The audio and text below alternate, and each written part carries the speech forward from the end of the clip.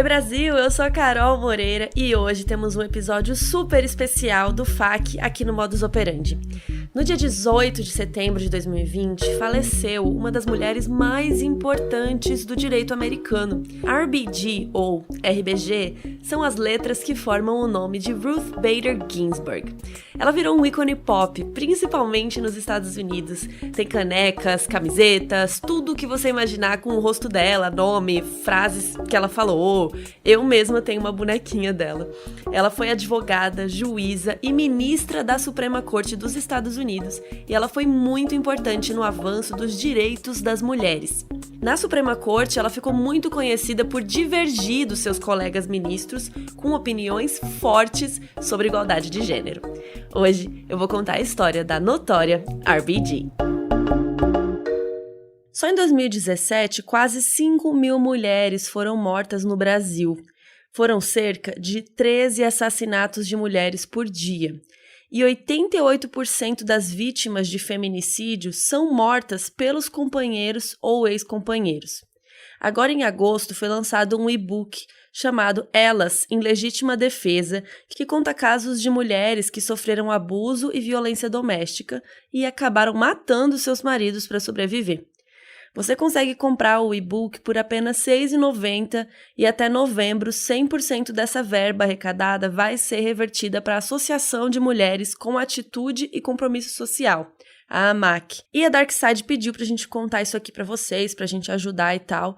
E a Darkside vai repassar o valor integral do livro para a AMAC. Antes o livro custava R$ 9,90.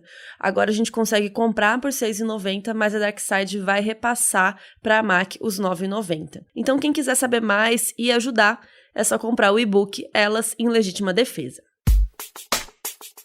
Joan Ruth Bader nasceu no dia 15 de março de 1933, em Nova York.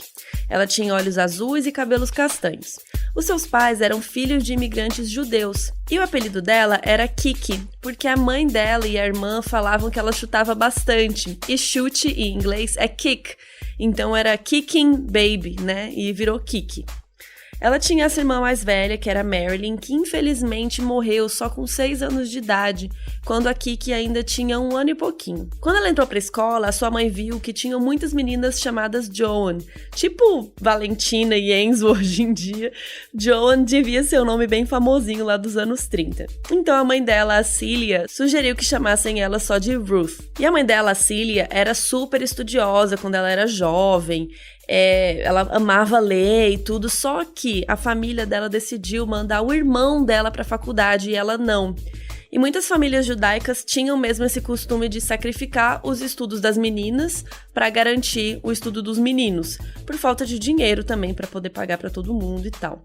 Então a Cília tinha parado de estudar com 15 anos e ela não queria isso para a filha dela, para Kiki. Ela queria que a Ruth fosse para a faculdade, ela fosse independente e tal, então ela colocou ela nas melhores escolas, incentivava muito ela a ler. E uma coisa muito legal é que ela sempre incentivou a Ruth a ler várias autoras mulheres, a admirar mulheres em geral. E quando a Ruth estava se formando no ensino médio, em 46, a Cília descobriu que estava com câncer e ela acabou morrendo aos 46 anos de idade, um dia antes de ver a sua filha se formar. Apesar da preocupação de deixar o pai sozinho, a Ruth decidiu seguir o que a sua mãe queria para ela. E, em 1950, ela foi estudar na Universidade de Cornell, em Nova York, que é uma das universidades da Ivy League, ou seja, as mais tops universidades americanas e tal. E uma coisa que não era uma regra, mas era meio que um senso comum, olha que bizarro, as mulheres não deviam ser vistas estudando muito naquela época. Porque você não quer parecer mais inteligente do que um possível marido, não é mesmo? Eles falavam naquela época, em geral, assim, tá, gente? Tô falando, assim, um pensamento mais geral, não é todo mundo que pensava assim. Mas tinha uma coisa, assim, de que homem não quer uma mulher burra, mas também não quer ninguém mais inteligente do que ele. Então, era meio que socialmente mal visto as mulheres ficarem estudando, mesmo na faculdade. Sério. Mesmo outras mulheres ficavam assim, gente, olha essa doida aí estudando, nossa, nada a ver. Então a Ruth arrumou um banheiro para ela estudar escondido.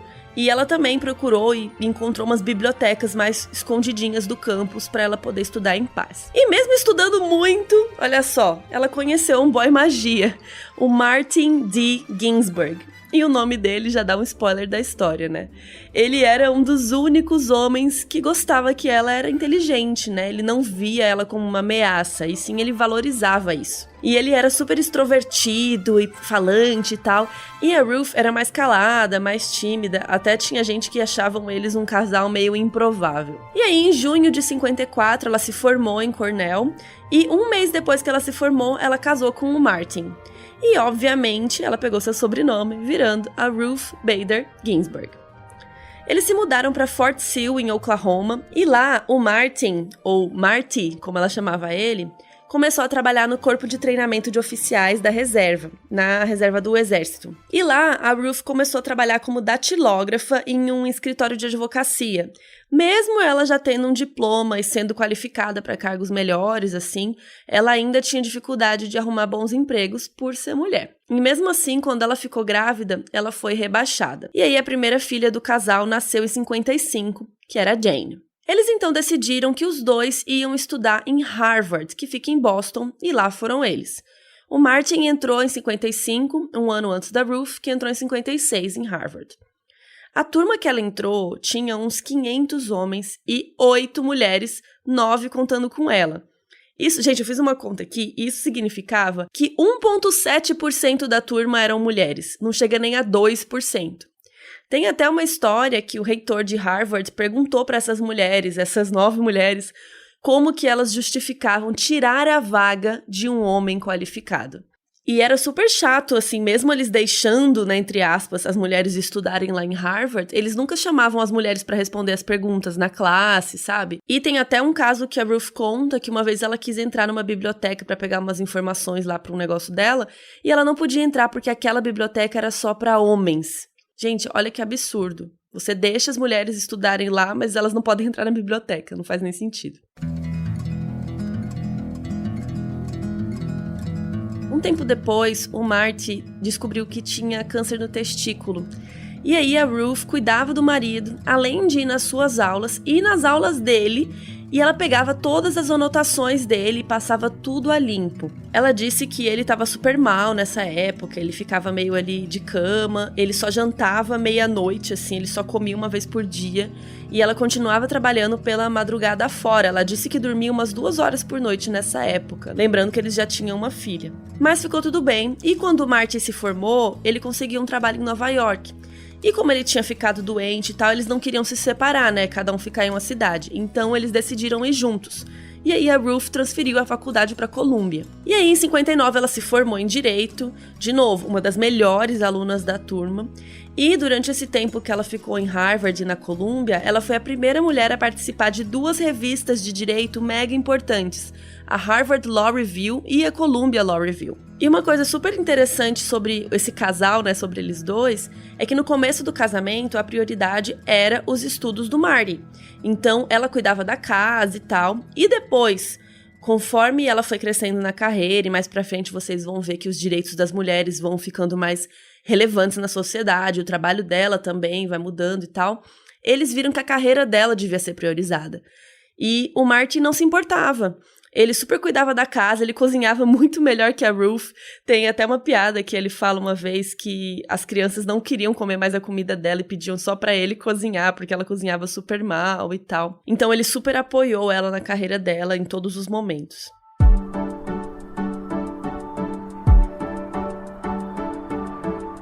Daí beleza, né? Ela já tá com 2 facu nas costas, uma das melhores das turmas, né? Participou do Law Review Barbaras. Vai ser super fácil arrumar um emprego, né? Não. A Ruth tinha um pequeno problema. Ela era mulher. Ela foi recusada em diversos lugares, inclusive pelo motivo de que as esposas dos caras lá dos trabalhos iam ficar chateadas, iam ficar com ciúmes se eles ficassem trabalhando até tarde com uma mulher, sabe? E depois de muito tentar, ela conseguiu um estágio com um juiz distrital, graças ao empurrãozinho de um professor lá da Columbia. Então a Ruth começou esse estágio, ela ficou lá por 2 anos com o juiz Palmieri. Então assim, no meio disso tudo, a Ruth fez um monte de coisas, e não só nesse tempo, né? Ela fez 1000 coisas a vida inteira. É óbvio que eu estou aqui resumindo, porque senão a gente ia ficar aqui 5 anos conversando sobre a Ruth. Então, teve uma época também, em 63, ela entrou na Universidade de Rutgers, e ela era uma das poucas mulheres que trabalhavam na área. Tinham, 20 professoras mulheres de direito nos Estados Unidos inteiro. Vocês falam, olha, que beleza, né, parabéns, bacana. Só que assim, não foi sussa, porque simplesmente falaram pra ela que ela ia receber menos que os professores homens, porque ela tinha um marido com um emprego bom e que ganhava bem. Oi? O que o salário dela tem a ver com o salário do marido, né? Então, naquela época tinha tudo a ver. E aí teve um momento na vida dela que foi bem importante, porque ela foi coautora de um livro com Anders Bruzelius sobre processo civil. Mas o livro era para sair na Suécia, então ela aprendeu sueco e foi para a Suécia para fazer pesquisas para o livro. E quando ela estava lá, ela aprendeu muito sobre igualdade de gênero e tal, porque o país estava mais avançado nesse sentido do que os Estados Unidos, né? E detalhe, teve uma época dessa pesquisa que ela estava grávida de 8 meses e ela estava lá trabalhando normal. E aí, em 65, nasceu o seu segundo filho, o James. Em 1970, ela foi uma das cofundadoras da Women's Right Law Reporter, o primeiro periódico de direito dos Estados Unidos a focar exclusivamente no direito das mulheres. E também ela foi voluntária da União Americana pelas Liberdades Civis, a ACLU. Em 72, ela ainda foi cofundadora de um projeto dos direitos das mulheres dentro dessa união e em 73 ainda virou conselheira geral da união também. Esse projeto do direito das mulheres lá na ACLU participou de mais de 300 casos de discriminação de gênero só em 74. Ela tinha um plano estratégico de ir olhando para cada lei que era discriminatória e ir eliminando uma por uma. E ela sabia falar de uma forma muito legal, ela falava super bem, e ela conseguia explicar que a discriminação contra as mulheres era ruim para os homens também. Muitas das leis que pareciam que eram boas para proteger as mulheres e tal, na verdade, só cimentavam que as mulheres dependiam dos homens.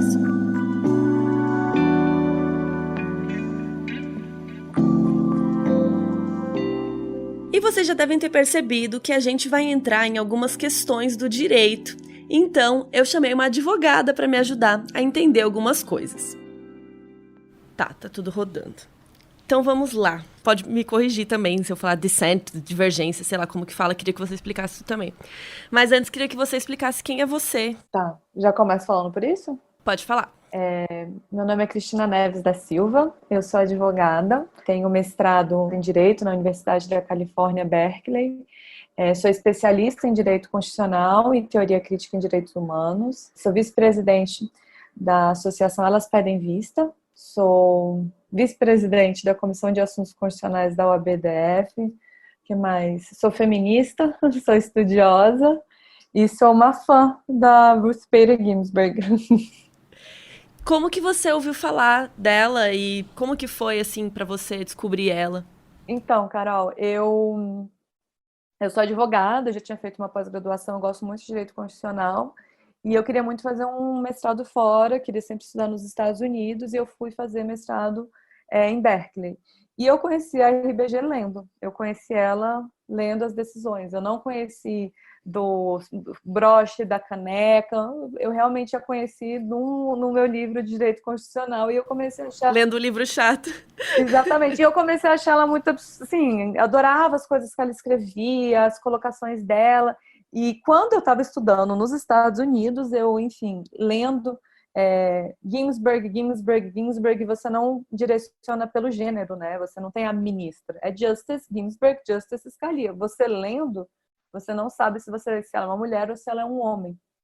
Então, no começo, inclusive, eu falava, nossa, esse ministro Ginsburg, eu pensava, né? Ele é muito bom. E aí, quando eu me toquei, que era uma mulher, não demorou muito.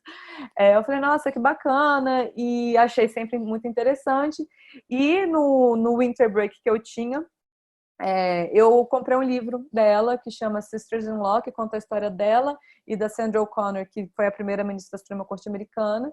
E a história dela é simplesmente fascinante. A partir daí, eu fiquei fã absoluta dela, comecei a buscar mais e mais e mais livros. Hoje em dia, assim, eu acho que eu tenho todas as biografias que saíram, estou totalmente encantada e eu tenho certeza que a voz dela vai ecoar por gerações, e ela plantou várias sementes, inclusive em mim, da importância da gente lutar por uma sociedade mais justa e mais igualitária.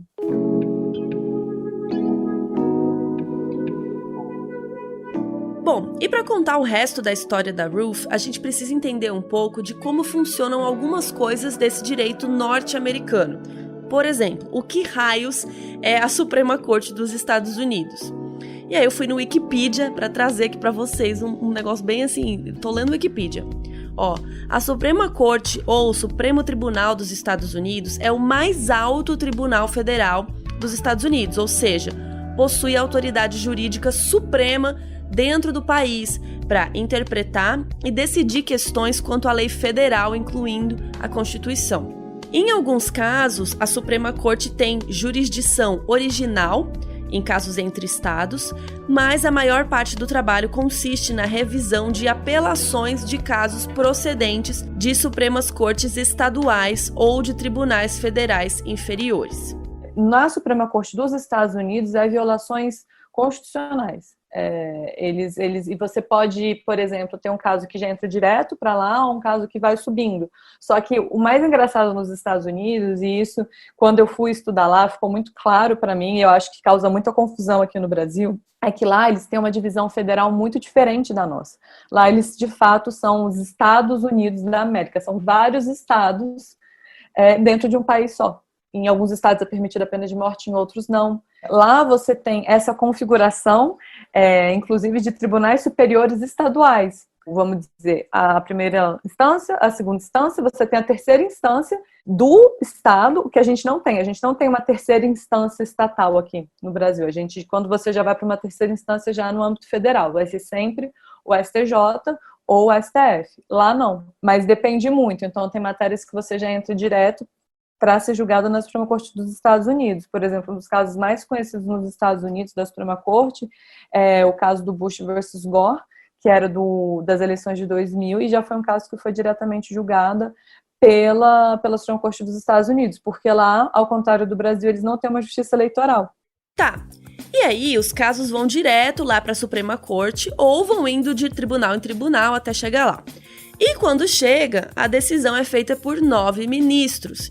E esses ministros foram escolhidos pelo presidente dos Estados Unidos. Cada um foi escolhido pelo presidente da época em que foi nomeado, né?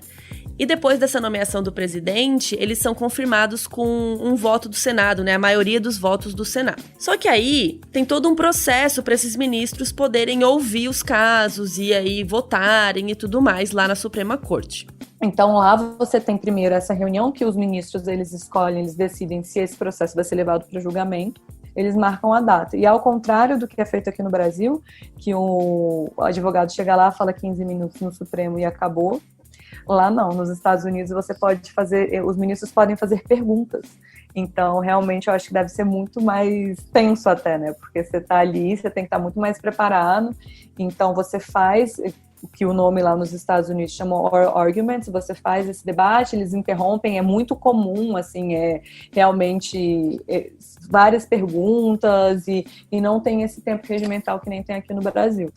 O julgamento, ele não é público. Os ministros da Suprema Corte, eles conversam entre eles e eles vão, enfim, formando os votos deles e no final eles vão só e anunciam para a população o julgamento e depois as pessoas leem. Não é que nem no Brasil que fica, né, enfim, aqueles 11 lendo, falando, e eles leem todos os votos. Nos Estados Unidos eles dão o resultado e os votos depois vêm por escrito. E aí você vai ter o voto, por exemplo, o condutor, o voto da maioria, né? Você pode ter um voto plural, que são outras opiniões, mas que podem casar com aquela maioria ou com aquela divergência. E você tem a divergência, mas você tem o voto da maioria e o voto divergente. Então, assim, o da maioria que todo mundo acompanha, quem ganhou, e a divergência são os que perderam. Agora, acho que estamos prontos para ir, então, para os casos. Em 1971, apareceu um caso que a ACLU acabou se envolvendo. Sally e Cecil Reed eram um casal separado que teve um filho adotivo, o Skip. Agora o menino era adolescente e morava com a mãe, a Sally, mas tinha que visitar o pai, o Cecil, nos fins de semana. Só que o menino não gostava muito, e aí um fim de semana ele ligou pra mãe pedindo pra ir embora, mas ela falou que ele tinha que passar o fim de semana lá com o pai dele.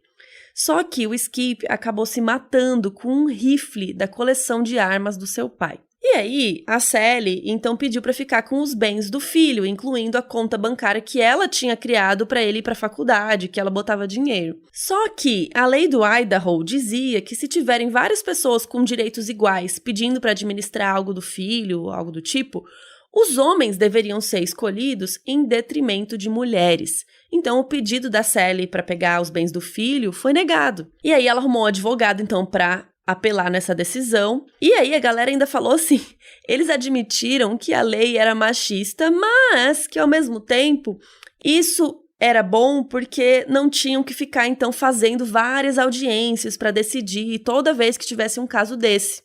E assim, os homens, em geral, eram melhor equipados mesmo para administrar dinheiro e bens. Gente, olha que absurdo. Hoje a gente olha pra isso, né? É chocante. Aí a ACLU acabou se envolvendo no caso nesse momento e a Ruth se ofereceu para escrever o brief, que é tipo um recurso de apresentação, que é basicamente colocar lá todos os argumentos, porque que isso deve ser questionado e tudo mais. E aí, a Ruth escreveu que, assim como a raça, o sexo, a gente não escolhe, a gente nasce assim. E isso não tem nenhuma relação com a capacidade de performar ou nossas habilidades, né? Ela abordou alguns pontos sobre raça, aqui nesse caso, né, no Reed versus Reed, porque finalmente algumas leis que eram super racistas estavam mudando. Então era uma boa comparação para ela fazer naquele momento. E ela ainda argumentou que a decisão voltada para o sexo da pessoa, e assim, gente, ela falava muito sexo no começo, porque naquela época ainda não tinham debates de gênero e tal. Então quando eu falo sexo, também significa gênero, mas naquela época ainda não faziam tanta distinção, assim, depois ela começou a adotar mais gênero, mas enfim. Então ela ainda argumentou que a decisão voltada para o sexo da pessoa não tinha um motivo razoável para economizar tempo ou recursos do Estado. E o Estado tinha a função primária de administrar com eficiência e respeitar os direitos dos indivíduos de forma igual. Então, qualquer decisão que fosse voltada para o sexo devia ser razoável e não arbitrária como essa. E deveria ter uma relação substancial com o tema da lei, para que as pessoas possam ser tratadas da mesma forma. Se o tema da lei não tem relação nenhuma com a questão biológica, que venha da diferença dos sexos, por exemplo, uma mulher não é biologicamente inferior a um homem para cuidar de bens, né? Isso que ela estava querendo dizer. Então não tinha por que ter essa diferenciação. E aí o advogado da Sally Reed, que estava, né, recorrendo, ele que quis apresentar o caso na Suprema Corte, mesmo contra o que o pessoal da ACLU achava. Porque eles achavam que quem fosse apresentar o caso devia saber tudo de cor e salteado sobre as leis e sobre questões de gênero e tudo mais. Mas enfim, o cara apresentou e o diretor da ACLU, o Wolf, ele disse que foi a pior sustentação oral que a Suprema Corte já tinha visto. A sustentação oral é essa parte de apresentar o caso ali ao vivo, né? Então a Ruth escreveu e o cara que apresentou. Bom, mesmo assim o texto do recurso que a Ruth escreveu era muito bom e eles ganharam a ação. A Suprema Corte, então, usou a cláusula de proteção igualitária pela primeira vez para acabar com uma lei que favoreciam o sexo. Então, qual foi a tática da Ginsburg? Ela, na verdade, começou a mostrar as desigualdades de gênero que atingiam os homens, porque assim ela conseguiu convencer os homens que aquilo era atingido, assim, que aquilo existia. Então, ela falou que se sentia como se fosse uma professora de infância, levando os casos, enfim, sabe, assim, bem no pouco a pouco, para conseguir. E ela tem até uma frase que a mudança permanente, ela acontece um passo de cada vez. Então, assim, ela foi muito calculada, a estratégia dela foi muito pensada, como ela ia atuar, aonde ela ia defender, ela não foi entrando em todos, enfim. Outro caso que a Ruth participou era sobre a capitã Susan Struck, que trabalhava num hospital no Vietnã e ela dirigia a equipe de enfermeiros lá no meio da guerra. Até que, em 70, ela ficou grávida e logo ela já recebeu os papéis de demissão. As regras da Força Aérea diziam que se uma mulher ficasse grávida, independente do nível dela ali dentro, ela tinha que sair. a não ser que ela optasse por fazer um aborto. Então, ou você era demitida e ficava sem emprego, ou você fazia um aborto. Mas a Susan, mesmo ela não querendo o bebê, ela não se sentia confortável em fazer um aborto. Ela preferia ter o bebê e depois colocá-lo para adoção.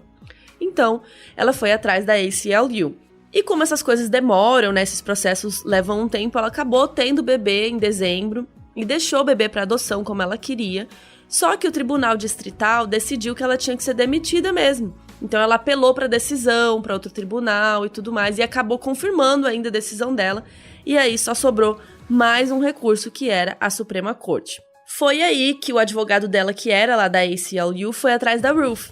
E aí ela escreveu o brief em 72, né, que é aquele papel lá, o argumento lá, tipo o recurso. E aí a Ruth dizia que o problema era que a Força Aérea estava pressionando as mulheres a saírem de um emprego, que inclusive agora, depois de ter um filho, seria muito mais importante ainda para o seu sustento, né? Então a Força Aérea ou pressionava as mulheres a sair do emprego, ou pressionava para acabar com a gravidez. E essas pressões ainda eram em formas de leis, e leis que penalizavam só as mulheres. Porque os homens também estavam fazendo filho, mas eles não tinham que tomar esse tipo de decisão, né? Deixar com que os homens da Força Aérea pudessem ser pais e seguir trabalhando, inclusive ganhando bônus, enquanto as mulheres mães tinham que sair, era um exemplo claro de discriminação de sexo baseada em estereótipos super antigos. A Ruth queria demonstrar que a mulher podia ser mãe e ficar em casa, sim, mas ela também podia ser mãe e seguir trabalhando. E ainda, ela podia decidir não ser mãe, mas não era o papel do Estado decidir o que a mulher deveria fazer. No argumento dela, ela ainda falou que em casos de ferimentos, alcoolismo e vício em drogas, a Força Aérea liberava a pessoa para ir se recuperar e depois podia voltar a trabalhar normalmente. O tempo de uma mulher ter um filho, se recuperar e voltar para trabalhar era muito menor do que em casos de drogas ou alcoolismo. Então por que a mulher não podia ficar grávida, parir e voltar depois? Porque era discriminação pelo gênero. Essa lei ainda fazia com que as mulheres tivessem que depender de alguém ou aceitar empregos inferiores. Além de tudo, ela ainda argumentou que forçar o aborto era negar a decisão pessoal e a liberdade de princípios religiosos também. E aí é óbvio que esse texto dela arrasou, mas o advogado-geral dos Estados Unidos, lá da Força Aérea, ele aconselhou a Força Aérea a mudar as leis e dar uma dispensa para Susan, que estava fazendo esse pedido, né? Então ela poderia voltar a trabalhar depois. Mas o que aconteceu foi que o caso da Suprema Corte, ele nunca foi ouvido na Suprema Corte, né? Então, como o cara aconselhou a Força Aérea a mudar lá o negócio, não precisou continuar com o caso nunca foi ouvido na Suprema Corte. E isso acabou deixando a Ruth e o grupo dela dos direitos das mulheres muito chateadas, né? Porque esse caso poderia servir de exemplo, né, de como acontecia discriminação com as mulheres e como as mulheres ainda eram discriminadas também com relação à gravidez, né? E ainda por cima tinha a questão do aborto, então ainda era importante porque o caso também falava de liberdade de reprodução, em um momento que estavam falando muito de aborto nos Estados Unidos. Então era um caso que abriria precedentes incríveis. E assim, claro que só o recurso, né, o brief que ela escreveu já foi incrível e tudo, mas como o caso não foi ouvido, ele ficou meio que só ali, né? Não passou muito pra frente. O próximo caso que a Ruth participou era sobre a Sharon Frontiero, que ela tinha 23 anos, era fisioterapeuta no Hospital Maxwell da Força Aérea no Alabama. Eis que ela se casou em 69 e ela achou que ela ia receber um pouco a mais no salário, um benefício, né? Para os gastos com a casa e tal, depois que ela se casasse. Afinal, isso era um benefício, um direito que todos os homens lá de onde ela trabalhava, que eles tinham. E aí ela recebeu o pagamento dela e o quê? E era igual, não tinha benefício, não tinha nada a mais.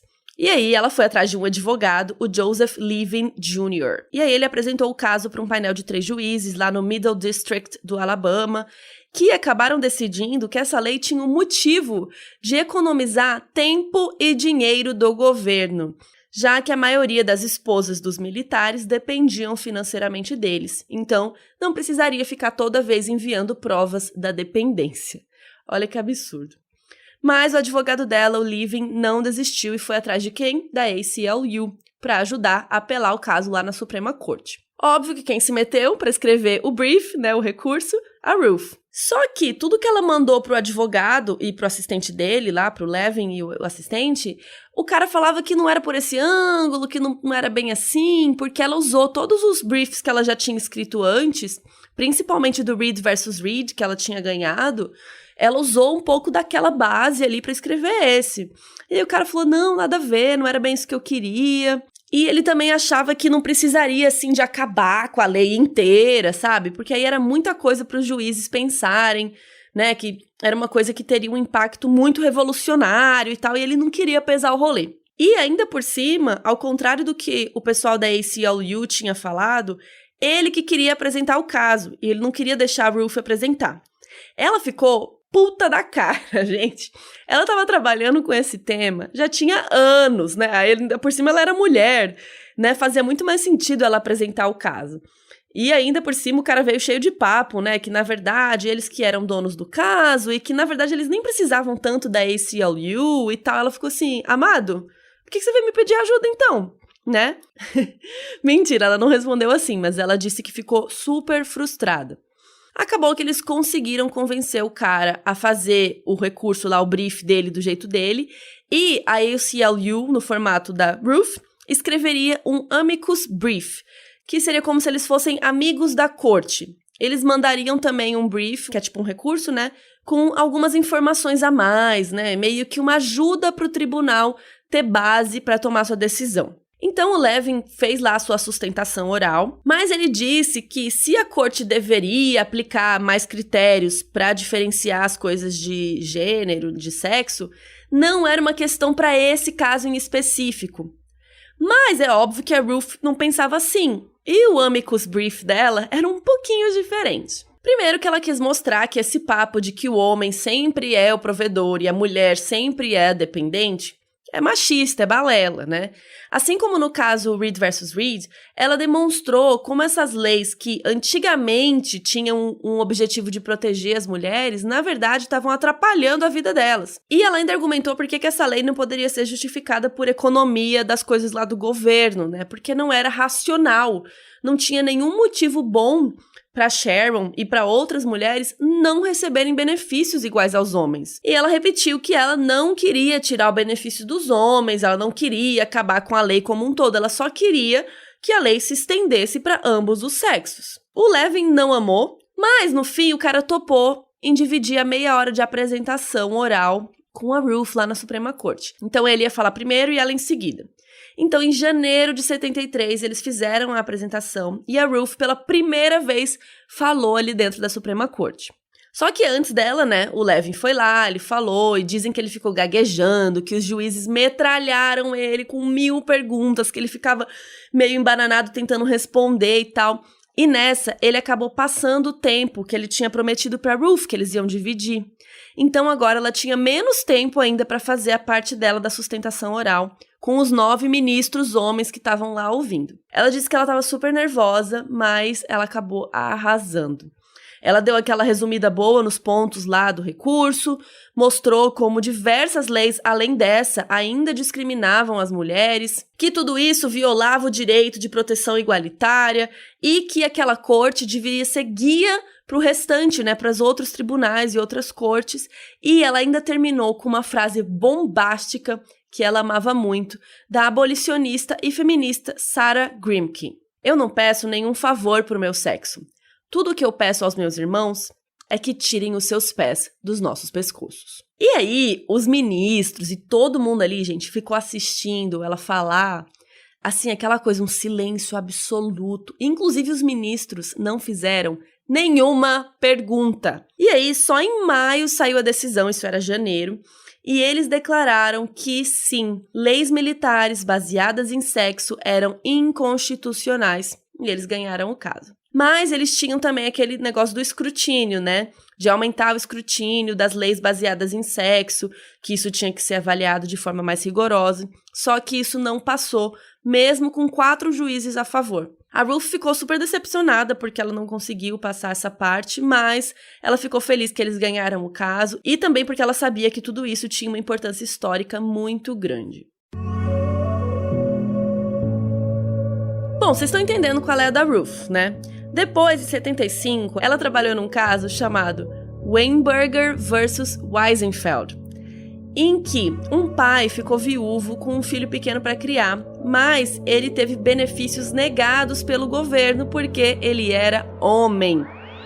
As mulheres viúvas que quisessem ficar em casa cuidando dos filhos e tal, podiam ganhar um benefício para não ter que trabalhar, mas os homens não estavam contemplados nessa lei. E a Ruth tinha aprendido até aqui que usar homens para mostrar que a discriminação por gênero, né, sexo, ela afetava os dois lados. Então ela achou que ia ser um bom caso para ela argumentar. Então a Ruth na sustentação falou que o cara estava sofrendo discriminação de gênero e ainda que a esposa dele falecida também estava sofrendo discriminação, porque ela tinha contribuído com o Social Security, que é tipo uma previdência, você vai pagando e tal, e quando você se aposenta ou quando acontece alguma coisa, você pode retirar o dinheiro. Inclusive, quando você morre, o seu parente, né, a pessoa que você deixou, pode também retirar o seu dinheiro lá. Só que ele não podia fazer isso. Então ela tinha pago a previdência, morreu, mas o marido não tinha esse direito, porque ele era homem. E, teoricamente, homens não ficam em casa cuidando de filho, homens vão trabalhar e ganhar dinheiro. E de acordo com a Ruth, essa lei ainda discriminava que as mulheres não poderiam ser as pessoas que trabalham e trazem o ganha-pão, né? Só os homens. E aí, 8 de 9 ministros votaram que realmente essa lei era inconstitucional. Um outro caso famoso que a Ruth atuou como amiga da corte foi o Craig versus Boren, em 76. Tinha uma lei de Oklahoma sobre uma cerveja lá que tinha um nível de álcool um pouco mais baixo. E a lei dizia que as mulheres podiam consumir a tal da cerveja aos 18 anos e os homens somente aos 21. E isso era para prevenir acidentes de trânsito, já que os homens eram mais irresponsáveis que as mulheres. E aí a Ruth aconselhou o advogado e escreveu o brief, e a maioria dos ministros concordou que essa lei não fazia muito sentido, né? A lei vinha de uma ideia antiga de que as mulheres eram mais boazinhas, comportadas, fofinhas, responsáveis, ou até de que as mulheres não bebiam tanto quanto os homens, né? E ainda por cima, os comerciantes estavam sendo prejudicados por essa lei, porque eles deixavam de vender para os homens naquelas idades ali proibidas. E ainda por cima, eles decidiram uma coisa que foi o que a Ruth queria, que era uma coisa super importante, que as leis que discriminam com base em gênero agora passariam a ter escrutínio intermediário, que significava que o Estado teria que provar que aquela lei tinha algum objetivo específico e a lei tinha que ter relação direta com a obtenção desse objetivo. No caso dessa lei da cerveja, as estatísticas não mostravam uma relação clara entre a lei e os supostos benefícios. Ou seja, que realmente ter menos homens bebendo estava diminuindo os acidentes de trânsito. E aí, o que era? Era o papel de gênero, porque as mulheres, elas são dóceis, elas não gostam de beber, elas não precisam, são responsáveis, então, assim, elas podem beber antes, e os homens não. Então, quer dizer, ela até cita uma frase que foi da primeira juíza de uma corte de apelação dos Estados Unidos, que a linha de gênero, ela não deixa as mulheres no pedestal, ela coloca as mulheres numa gaiola. Então, esse caso da cerveja, ele é super importante até, porque ele até mudou o tipo, porque nos Estados Unidos, dependendo da lei que você está enfrentando, você tem escrutínios diferentes. E os das mulheres eram o escrutínio mais baixo antes da Ginsburg começar a atuar. E nesse caso da cerveja, foi elevado por intermediário. No caso racial, ele é o escrutínio máximo, né, o estrito, mas ela conseguiu que antes casos de discriminação de gênero eles eram permitidos, a não ser que fosse uma questão que violasse muito. E nesse caso da cerveja, Craig versus Boren, ela conseguiu que mudasse, que falasse, não, você tem que realmente começar a vincular o efeito da lei, né, que tem ali, não pode ser uma coisa totalmente deliberada e discriminatória. Eles entendem assim, existem diferenças entre homens e mulheres, mas não é para tudo, né, enfim, você não pode colocar, não, mulheres e homens são diferentes, vamos dizer, no caso de gravidez, eles têm essa dificuldade ainda, não sei o quê, mas nessa questão de consumo de bebida alcoólica, você vai falar que a mulher é diferente do homem? Em 78, a Ruth participou de um caso bem interessante, Durham versus Missouri, que questionava uma lei que dizia que, quando convocados, os homens deveriam fazer parte de julgamentos como jurados lá no tribunal para julgar os seus pares, mas as mulheres não. Não sei se vocês sabem, mas eu já fui jurada. Eu já fui jurada? Tô brincando. Mas assim, as mulheres podiam participar somente se elas quisessem ser juradas. Então, assim, se as mulheres sumissem, né, elas foi convocada, mas chegou lá no dia e ela não foi, não dava em nada, tava tudo bem. Só que é óbvio que aí residia um grande problema. O júri não estava sendo composto por uma fatia representativa da sociedade. E se vocês ouviram lá os episódios que eu falo sobre eu ser jurada, principalmente o episódio que eu conto antes do caso do assassino, né, que eu falo como é o lance de ser jurado e tal, é importante que o júri seja diverso, né? Então, assim, tiveram vários casos naquela época, ali, voltando, né, pra Ruth, tiveram vários casos de mulheres que mataram os maridos, por exemplo, porque sofriam violência doméstica.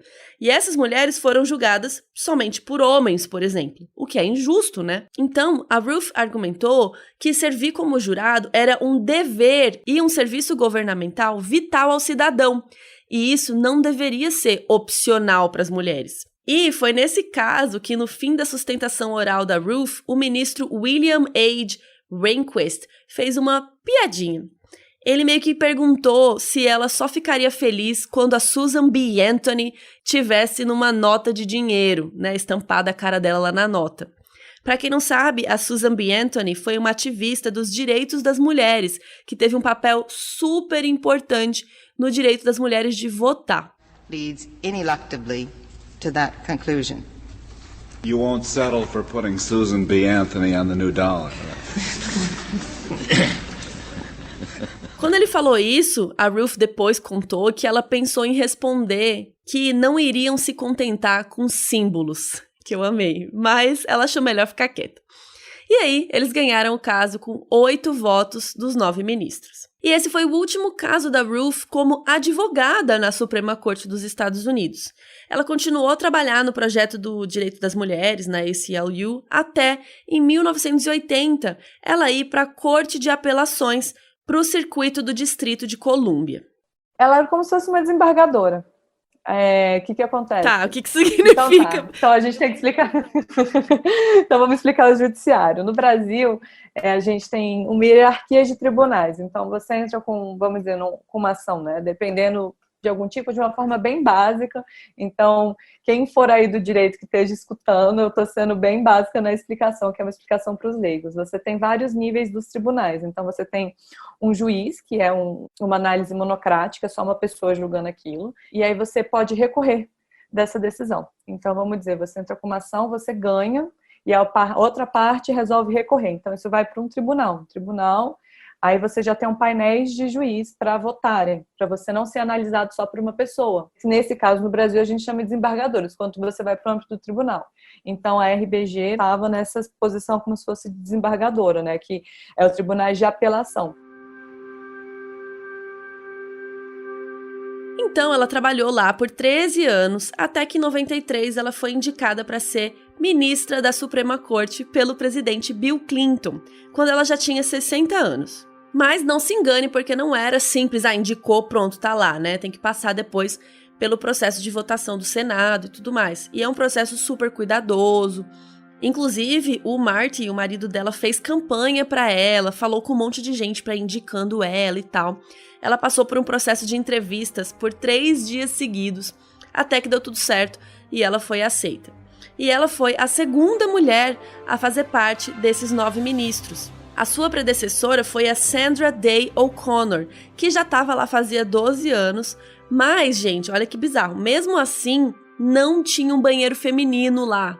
Só quando a Ruth entrou que alguém parou para pensar, talvez seja bom ter um banheiro feminino aqui. E a Sandra foi uma ótima colega, foi uma ótima amiga para Ruth, ensinou para ela os caminhos ali dentro, como tudo funcionava, deu dicas e tudo mais.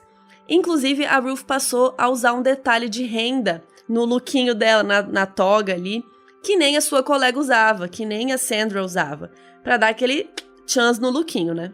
E uma coisa que era muito comum, porque só tinham elas de mulheres, muitos advogados que se apresentavam ali na Suprema Corte constantemente confundiam as duas, inclusive chamando a Sandra de Ruth de Sandra. E isso aconteceu muito, mesmo anos depois que as duas já estavam trabalhando lá faz tempo, ainda acontecia. E um dos casos que a Ruth julgou ali já na Suprema Corte, já trabalhando ali dentro da Suprema Corte, foi o United States versus Virginia. O VMI, Virginia Military Institute, né, era um instituto militar super rigoroso, que não aceitava mulheres, e era isso que estava sendo questionado ali. A RBG concordou, né, com a maioria dos ministros, e o que ela disse ali na corte, falando, né, sobre o caso, ficou bem famoso. Ela deu um textão explicando que uma lei não pode negar às mulheres o direito igualitário de conquistar, crescer e contribuir para a sociedade só porque são mulheres. E ela, com a decisão dela, né, que ela foi o voto de maioria, enfim, permitiram que mulheres ingressassem.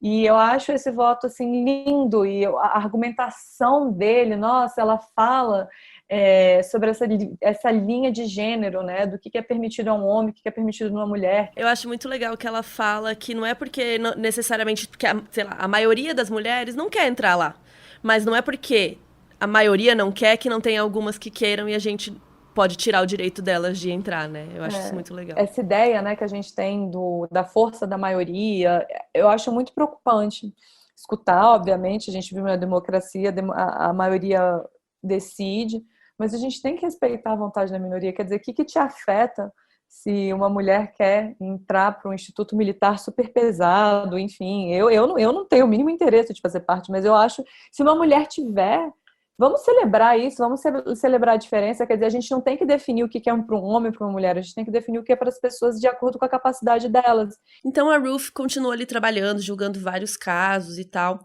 Em 99, ela descobriu que estava com câncer no cólon e no reto, e ela passou por uma cirurgia, e depois ela voltou a trabalhar ali no mesmo ano.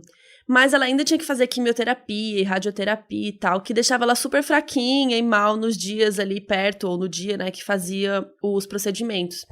E a Sandra, a colega dela, já tinha passado por um câncer de mama alguns anos antes e deu algumas dicas para Ruth de como organizar a agenda da quimioterapia, da radioterapia, em dias específicos, né, perto do fim de semana, pra ela tá bem nos dias que eles precisassem estar na corte trabalhando e tal. E ela não perdeu nenhuma audiência. Em 2006, a Sandra O'Connor se aposentou e a Ruth ficou sendo a única mulher ali na corte por alguns anos. E lá nos Estados Unidos, a Ruth já era razoavelmente conhecida por todo o seu trabalho, né, principalmente entre as feministas, mas ela foi ficando mais e mais popular por suas discordâncias na Suprema Corte. Ou como eles falam lá, né, quando acontece uma discordância, é o dissent.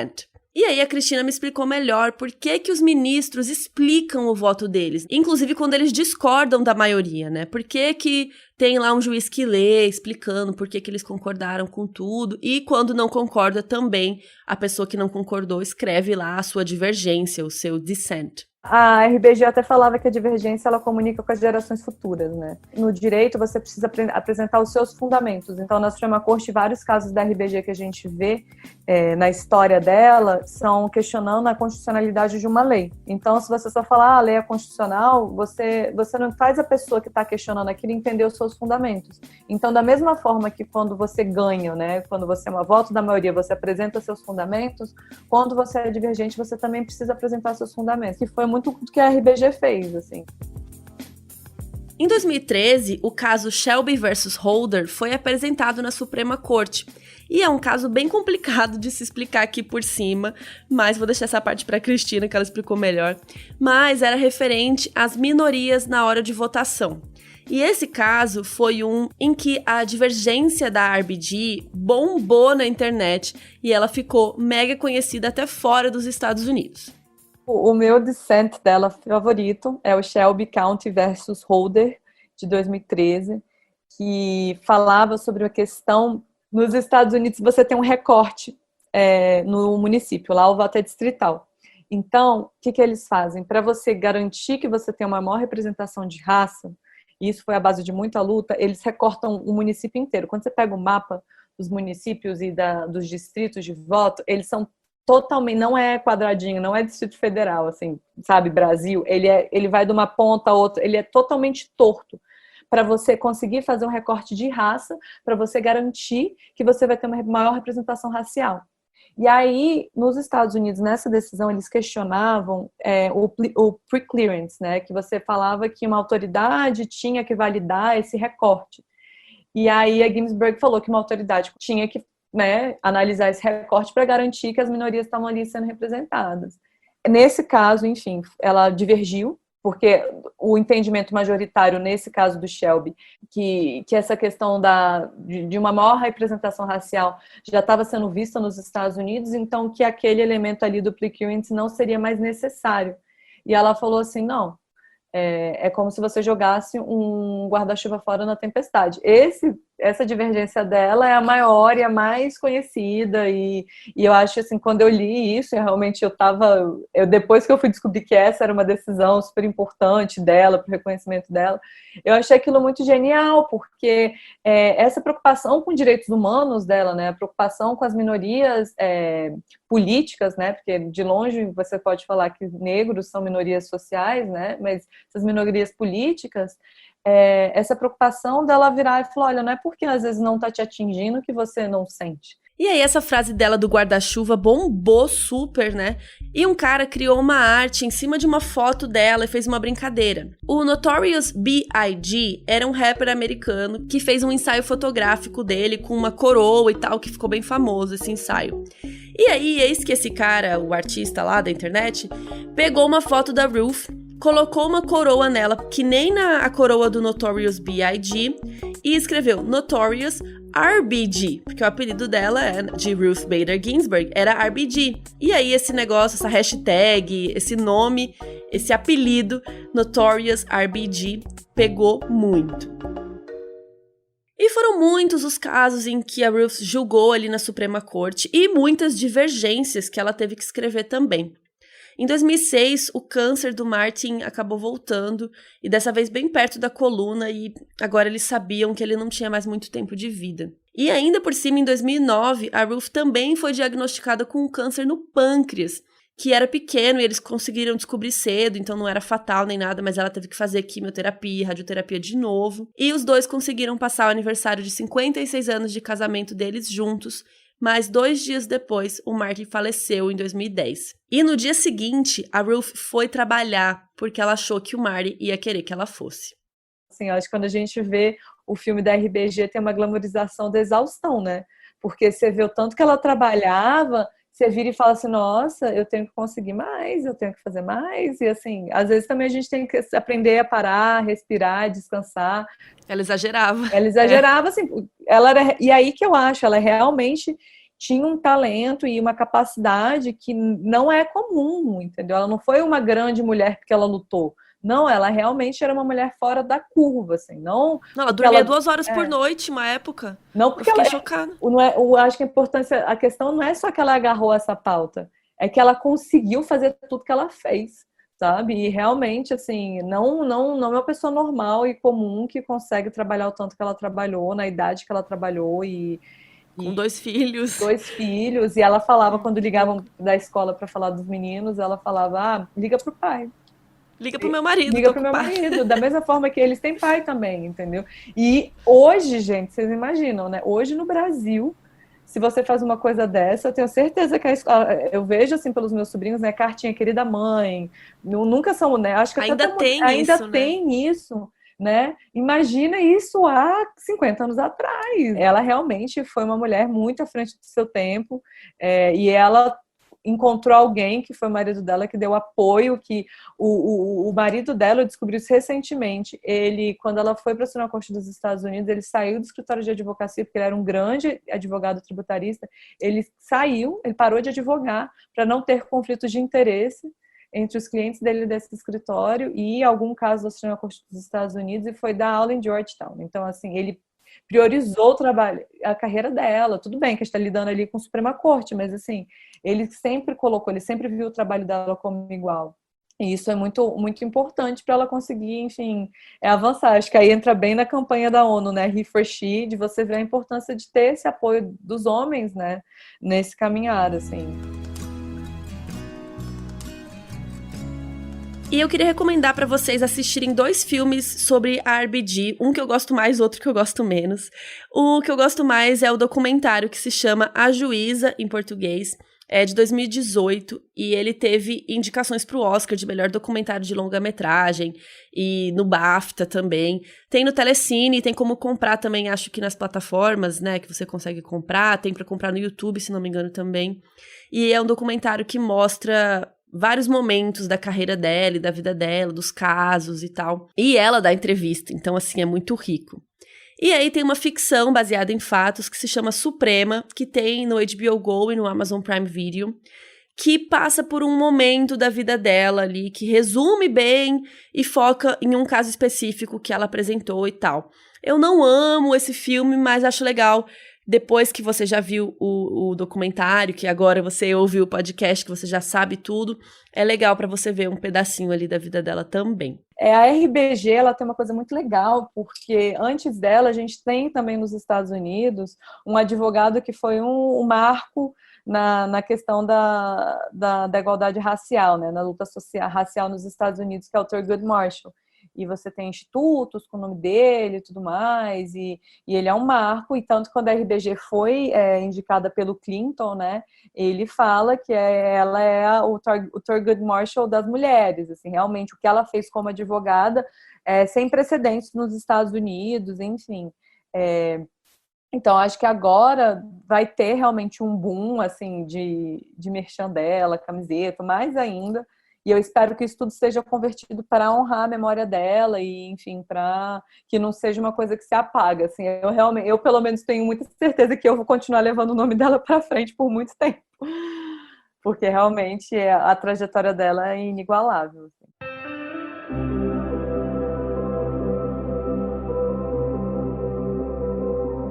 Até hoje, só 4 mulheres foram juízas da Suprema Corte dos Estados Unidos. Hoje em dia, ainda atuando, a gente tem a Sonia Sotomayor e a Elena Kagan, que foram nomeadas no governo do Barack Obama. Recentemente, uma neta da Ruth se formou em Direito em Harvard, na primeira turma que era metade homens e metade mulheres. E com certeza isso é algo que veio do legado da avó dela, a notória RBG.